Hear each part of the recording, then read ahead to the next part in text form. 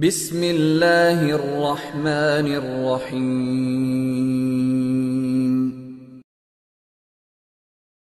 چند ایسے بڑے بڑے گناہ کا ذکر کروں گا جو اس وقت ہم پورے معاشرے کے اندر عام ہیں، اسی کی وجہ سے ہم وبال کے اندر گرفتار ہیں اور پریشان حال ہیں، اور ان گناہوں کا وبال ہم پر چھایا ہوا ہے، اور چونکہ توبہ کے آثار نظر نہیں آ رہے، ان گناہوں کو چھوڑنے کی طرف مسلمانوں کے اندر رغبت اور دلچسپی عام طور پر محسوس نہیں ہو رہی، اس لیے حالات بھی نہیں بدل رہے، بہتری بھی نہیں آ رہی، حالات بدتر سے بدتر تو ہو رہے ہیں، مہنگائی تیز سے تیز ہو رہی ہے، گیس بجلی پانی کا قحط بڑھتا جا رہا ہے، سیاسی عدم استحکام کے وبال میں ہم مبتلا ہیں، معاشی اعتبار سے بھی ہمارے ملک کی حالت غیر ہے۔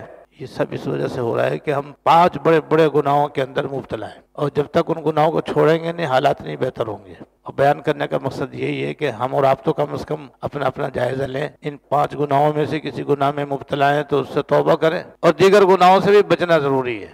5 گناہوں میں سے ایک گناہ کبیرہ اسراف اور تبذیر کا گناہ ہے۔ اللہ تعالیٰ نے قرآن شریف میں فرمایا کلوا واشربوا، کھاؤ پیو لیکن اسراف مت کرو، کیونکہ اللہ تعالیٰ اسراف کرنے والوں سے کو پسند نہیں فرماتے۔ تو کھانے کی اجازت دی اللہ پاک نے کہ حلال کھاؤ، حرام سے بچو، حلال پیو، لیکن کھانے پینے کے ساتھ ساتھ اس کے بیجا ضائع کرنے سے بچو، اس میں اسراف کرنے سے اجتناب کرو۔ اور دوسری آیت میں فرمایا کہ اسراف و تبذیر سے بچو، فضول خرچی سے بچو، کیونکہ فضول خرچی کرنے والے شیطان کے بھائی ہیں، اور شیطان کا بھائی شیطان یعنی گناہ اور ناجائز۔ تو اس وقت ہماری پوری قوم اسراف و تبذیر کے اندر مبتلا ہے کہ ہماری مہنگائی، گیس بجلی پانی کی کمی اور دیگر اشیاء کی کمی کا بڑا سبب اسراف و تبذیر بھی ہے، اس گناہ سے بچنا بھی ضروری ہے، تفصیل میں ابھی عرض کروں گا انشاءاللہ تعالی۔ دوسرا بڑا گناہ ہے کم تولنا، کم ناپنا، ملاوٹ کرنا، اور 2 نمبر چیز کو 1 نمبر بتا کر بیچنا۔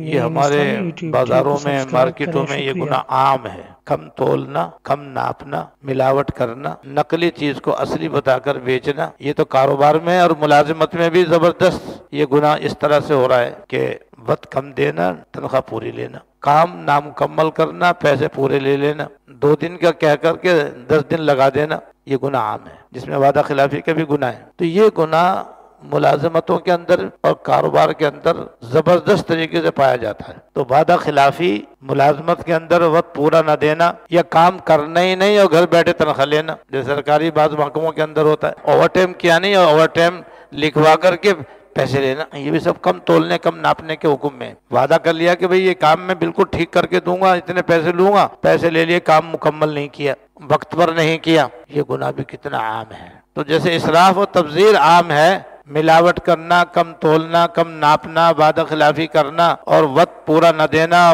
تنخواہ پوری لینا، کام پورا نہ کرنا، اجرت پوری لینا، یہ گناہ بھی عام ہے۔ اور تیسرا گناہ ہے رشوت لینا دینا۔ رشوت کا لین دین کتنا عام ہے، رشوت نہ دو تو تمام قانونی تقاضے پورے کرنے کے باوجود بھی کام نہیں ہو سکتا الا ماشاءاللہ، اور رشوت دے دو تو غیر قانونی کام بھی تیار، وہ بھی ہو جائے گا آپ کا۔ یہاں تک نوبت پہنچی ہوئی، جتنے سرکاری محکمے ہیں نیچے سے اوپر تک رشوت کا بازار گرم ہے، اس کے علاوہ بھی رشوت کا بازار گرم ہے۔ 3 ہو گئے۔ چوتھا گناہ ہے سود کا لین دین، سود خوری، سود کا لینا، سود کا دینا۔ ہماری پوری معیشت اسی کے اندر جکڑی ہوئی ہے، اور یہ گناہ ایسا سنگین گناہ ہے کہ ایسا اس گناہ کرنے والے کے لیے من جانب اللہ اعلان جنگ ہے۔ جب اعلان جنگ ہے تو جب جس سے اللہ تعالیٰ جنگ کرے وہ کیسے پنپ سکتا ہے، وہ کیسے کامیاب ہو سکتا ہے۔ یہ گناہ تو خاص طور سے ایسا ہے کہ جس سے معیشت ڈوب جاتی ہے، جیسا کہ ہمارے ملک کی معیشت ڈوب چکی ہے۔ سودی قرضہ ادا کرنے کے لیے بھی ڈالر نہیں ہے، یہاں تک حالت پہنچ گئی۔ اور دوسری طرف اسی سے مہنگائی آسمان سے باتیں کرتی ہے، کر رہی ہے۔ اور 5واں گناہ ہے کرپشن، قومی خزانے کو لوٹنا۔ یہ بھی ہمارے آنکھوں کے سامنے کہ جو حاکم آتا ہے ملک کے خزانے کا صفایا کر کے چلا جاتا ہے۔ انتخابات جو ہیں وہ کاروبار ہے، بس اگر 10 کروڑ لگائے تو 10 ارب کمانے، ان سے یہ ان کی اس سے واسطہ نہیں کہ ملک ڈوب رہا ہے یا تیر رہا ہے۔ یہ ہیں 5 گناہ۔ ان 5 گناہوں کے جو نتائج ہیں مختصراً وہی بتا دوں جس میں ہم اور آپ مبتلا ہیں۔ اس ایسے ملک کے اندر مہنگائی ایک سیلاب کی طرح آئے گی، مہنگائی کا وہاں سیلاب آئے گا، یا یوں کہنا چاہیے کہ اچھل اچھل کر مہنگائی بڑھے گی۔ وہ ہو رہا ہے ہمارے سامنے، رات دن ہر آدمی کی زبان پر مہنگائی کی مصیبت کا تذکرہ ہے، ہر آدمی مہنگائی کی تسبیح پڑھ رہا ہے، ہر آدمی مہنگائی کی تسبیح پڑھ رہا ہے، لیکن ان گناہوں کو چھوڑنے کی طرف توجہ نہیں ہے، اور جب تک ان گناہوں کو نہیں چھوڑیں گے تو مہنگائی روک ہی نہیں سکتی، جیسے کہ اب تک نہیں روکی۔ بھئی بچپن سے ہی مہنگائی بڑھتے ہوئے دیکھتے آ رہے ہیں نا، اور برابر مہنگائی بڑھ رہی ہے اور تیزی سے بڑھ رہی ہے، ان گناہوں کا یہ بھی اثر ہے، اور یہ بڑھتی رہے گی جب تک یہ گناہ نہیں چھوڑیں گے، مہنگائی نہیں رک سکتی۔ یہ نہیں کہ بس یہاں جا کر کے ختم ہو جائے گی اور ہم اطمینان کا سانس لے لیں گے۔ اطمینان کا سانس لینے کے لیے، مہنگائی کے عذاب سے بچنے کے لیے ایک ہی شرط ہے کہ ان گناہوں سے توبہ کریں، باز آئیں، بس یہ شرط ہے۔ تو ایک تو مہنگائی اس ملک میں حد سے زیادہ بڑھے گی، اور مہنگائی کے بڑھنے کا مطلب ہے معیشت کا تباہ و برباد ہونا۔ معیشت ہماری دیکھ لو کہاں ہے، بھیک مانگ مانگ کے بھی اب بھیک نہیں مل رہی، ملک کو چلانے کے لیے بھیک بھی مانگ لی، کافروں سے بھی بھیک مانگ لی، اپنے یار دوستوں سے بھیک مانگ لی، اب بھیک مانگنا بھی مشکل ہے۔ اب اپنے قومی اثاثے بیچنے کی طرف پیش قدمی ہو رہی ہے کہ یہ بیچو وہ بیچو یہ بیچو وہ بیچو، کسی طریقے سے کام چلاؤ۔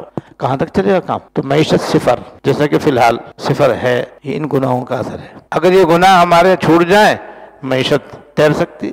ہمیں تو ہمارے دین نے ایسے اعمال دیے ہیں کہ ڈوبنے والا تیرنے لگے، تیرنے والا اڑنے لگے۔ حضرت عمر بن عبدالعزیز رحمۃ اللہ علیہ، جو 5ویں خلیفہ راشد کہلاتے ہیں، ان کے زمانے میں اتنی فراوانی تھی کہ زبردستی لوگوں کو بلا بلا کر کہا جاتا بھائی پیسے لے جاؤ، لوگوں کو بلایا جاتا تھا، ضرورت مندوں کو بلایا جاتا، بھائی آؤ بھائی تم ہمارے پاس پیسے بہت زیادہ جمع ہو گئے لے جاؤ، لینے والا کوئی نہیں ہوتا تھا۔ یہ ہے دیکھو اسلامی احکام کا اثر۔ یہ گناہ اس زمانے میں نہیں تھے، دیگر اللہ تعالیٰ کے احکام کی پاسداری تھی، تو اتنی فراوانی تھی کہ لوگوں کو بلا بلا کر کہتے تھے بھائی لے لو بھائی لے لو، پھر بھی کوئی لیتا نہیں تھا کہ ہمیں ضرورت ہی نہیں کیا لے لیں۔ اللہ نے ہمیں تو دین ایسا دیا ہے، احکام ایسے دیے ہیں کہ ان گناہوں سے بچو، یہ احکام اپناؤ اور پھر پیٹ بھر کے کھاؤ۔ معیشت صفر نہیں ہوگی، 100% ترقی کرے گی انشاءاللہ۔ جسے ظالم حکمران مسلط، وہ ہے ہمارے اوپر مسلط، جن سے عوام کی کوئی خیر خواہی نہیں۔ بس جملے تو بڑے خیر خواہی کے ہوتے ہیں، لیکن عوام کی اور رعایا کی کوئی رعایت نہیں، ان کی فلاح و بہبود سے کوئی غرض نہیں، اور ان کی تکالیف کا کوئی احساس نہیں۔ ایسے حاکم مسلط ہو جائیں گے، ہو گئے۔ جو آتا ہے وہ پہلے سے بدتر ہی آتا ہے، جو آتا ہے وہ پہلے سے بدتر ہی آتا ہے۔ ان گناہوں کی وجہ سے ہے یہ گناہ رہیں گے تو ایسے حاکم آتے رہیں گے، کچھ بھی کر لو، کتنی مرتبہ انتخابات کر لو، انتخابات کے نتیجے میں ایسے ہی آئیں گے جو قوم کے، ملک کے، ملت کے، رعایا کے، مسلمانوں کے ہمدرد نہیں ہوں گے، اپنے ہمدرد ہوں گے، بس وہ اپنے خیر خواہ ہوں گے، بس کہ انہوں نے جو کچھ خرچ کیا ہے اس کا 10 گنا 20 گنا 100 گنا ان کو ملنا چاہیے، بس ملک رہے نہ رہے۔ اس کے نتیجے میں بدامنی، یہ چوتھا وبال کہ امن و امان نہیں ہوگا، چوری چکاری ڈکیتی لوٹ مار ہر جگہ ہو جائے گی، ہو رہی ہے۔ کسی کی جان محفوظ نہیں، کسی کی مال محفوظ نہیں، کسی کا مال محفوظ نہیں، کسی آبرو محفوظ نہیں۔ یہ ان گناہوں کا عذاب اور وبال ہے۔ اس کے نتیجے میں بے چینی، بے قراری، بے اطمینانی، یہ 5واں نقصان ہے۔ اس وقت ہر آدمی پریشان ہے، ہر آدمی پریشان ہے۔ انفرادی طور پر بھی پریشانیاں ہی پریشانیاں، اور اجتماعی طور پر ملک کی سطح پر دیکھو تو سوائے پریشانی کے کچھ بھی نہیں۔ بھئی یہ ہے ان بڑے بڑے گناہوں کا اثر، یہ ان گناہوں کا تو ہے ہی اثر، دیگر گناہوں کا بھی یہی اثر ہے۔